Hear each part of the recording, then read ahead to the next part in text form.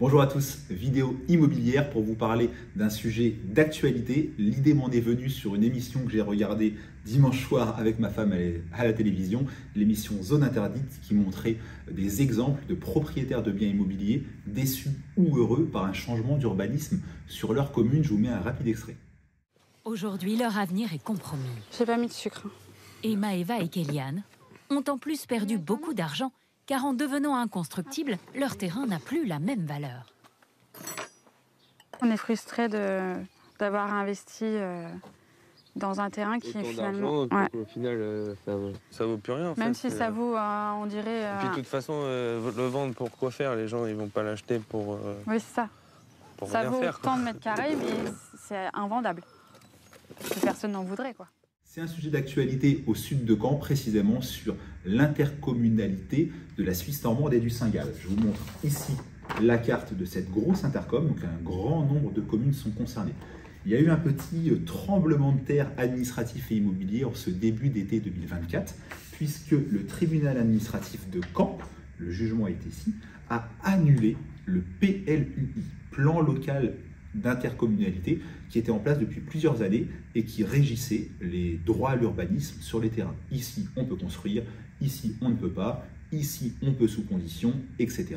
Les terrains agricoles, les zones naturelles, etc. Donc quand ce document avait été mis en place il y a quelques années, il avait forcément fait des heureux, c'est toujours le cas quand il y a un changement de zone d'urbanisme, parce que certains terrains qui n'étaient pas ou peu constructibles vont le devenir, etc. Mais aussi des malheureux, parce qu'à l'inverse, justement quand on ne se rend pas compte, qu'on ne s'investit pas dans les enquêtes publiques, etc., on peut se rendre compte, après coup, qu'un terrain qu'on avait constructible ne l'est plus. Donc forcément, toujours des heureux, des malheureux. Et bien là, on va revenir à la situation inverse, c'est-à-dire que le PLUI étant annulé par le tribunal administratif, il faut bien qu'il y ait des règles d'urbanisme qui reviennent en vigueur aussitôt. Et ben on fait du neuf avec du vieux, on reprend toutes les cartes de chacune des communes précédentes. Je vous prends l'exemple du plus gros bourg de la Suisse normande, celui dans lequel j'ai par exemple une de mes agences, Thury-Harcourt. Ça, c'était la carte du PLUI avec toutes les zones. Ça, on n'en tient plus compte, c'est plus d'actualité. On revient à la carte du PLU antérieur et ça change certaines choses. Deuxième exemple que je vous donne, plus petite commune, celui du Guépin, sur lequel je suis en train de vendre un bien immobilier. Je vends une maison qui a un grand terrain. La maison était en zone U, le terrain était en zone A, donc zone agricole, vraiment une zone très contraignante d'un point de vue urbanisme. On revient à l'ancienne carte, on est toujours en zone U pour la maison, même si le zonage a un petit peu changé, et le terrain n'est plus en zone agricole, mais en zone naturelle, et ça change quelques petites choses.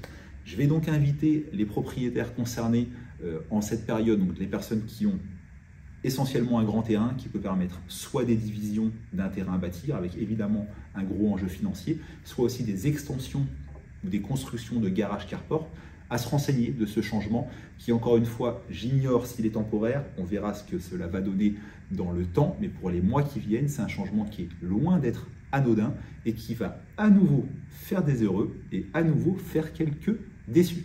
Si vous avez des questions, n'hésitez pas à les poser en commentaire, n'hésitez pas aussi à solliciter votre agent immobilier local et pourquoi pas l'agence Visit & Co à Thury-Harcourt pour des analyses d'urbanisme, des demandes de CU, etc.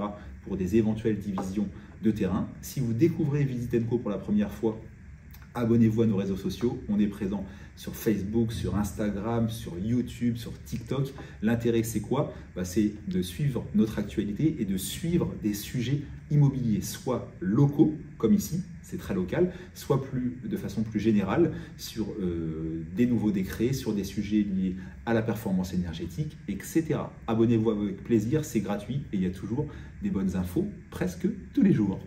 Ciao!